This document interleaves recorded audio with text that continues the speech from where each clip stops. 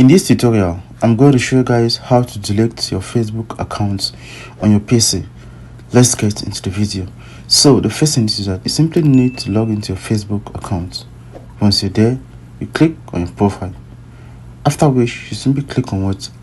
Settings and policies. So after that, you click on what? Settings.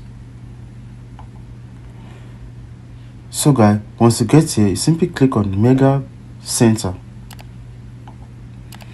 So once you're here, you simply click on what? Personal details. After which, you are going to see account, ownership and control. Click on it.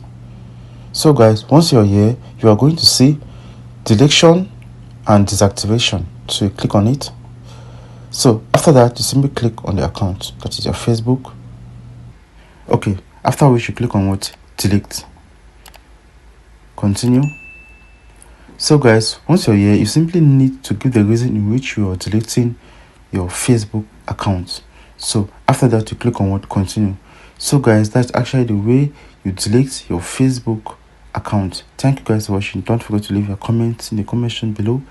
If you face any difficulty doing this, we love you all. See you in our next video.